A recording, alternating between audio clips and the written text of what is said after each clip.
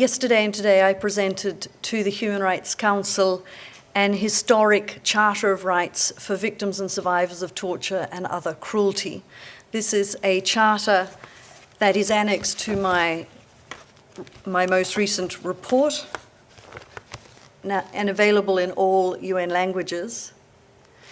The report also analyses the trends around why torture persists, what survivors and victims have to say about that, and also how to address root causes and recovery and rehabilitation going forward. You might ask why the Survivors' Charter is necessary given the international law already prohibits torture. This charter is grounded in the voices which are at the heart of the document. Victims and survivors I convened over the last 3+ years in Bogota, Kathmandu and Nairobi, regional hearings for healing involving 42 survivors from 36 different countries. There were also 120 submissions that I received to this report from survivors and survivor-led organisations reflecting thousands of people who've been subjected to this terrible atrocity.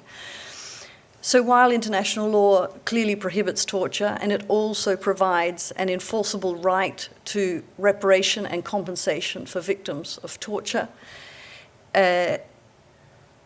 what this does is translate those obligations of states into the views of how survivors think they can best be implemented and the methodology for doing so.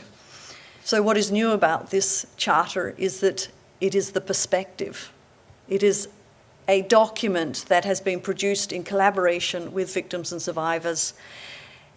They are no longer just witnesses to atrocities or beneficiaries of assistance, but they are also active in designing the responses that should be put in place to help them heal, to help their families heal, society, communities, and countries, and hopefully eventually globally.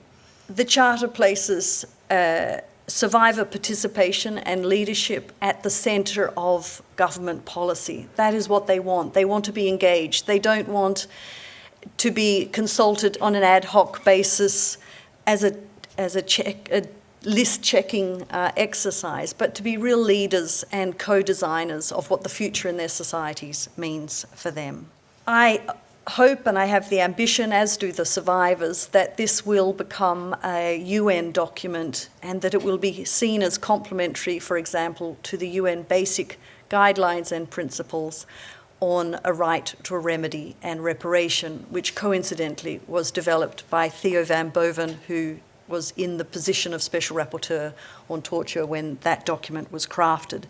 But as I said, this document is focused on how survivors experience torture, how they also experience the journey after torture to seek justice, reparation, and recovery. Many of them during these hearings described that the abuse does not end after the torture, but it continues. It continues not only physically and psychologically in many cases, but also in terms of social standing, economic survival, and how they are perceived by co-workers and the community. They also expressed very clearly that their struggle for justice and recognition is a second site of torture, that this exacerbates their recovery if it is not done properly, if they are constrained, if they are neglected, ignored, etc.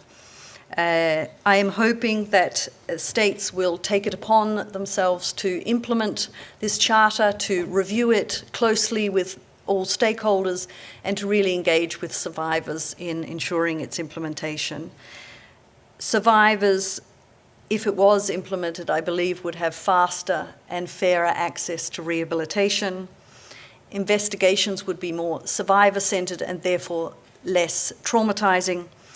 And restoration programs and reparations programs would sincerely address their need for dignity as well as agency and also help to rebuild trust, not only in societies, but also trust in public institutions.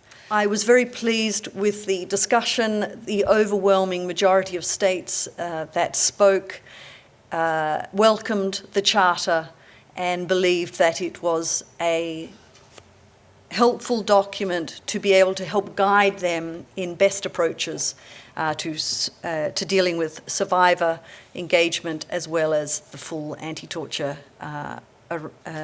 regime and prohibition.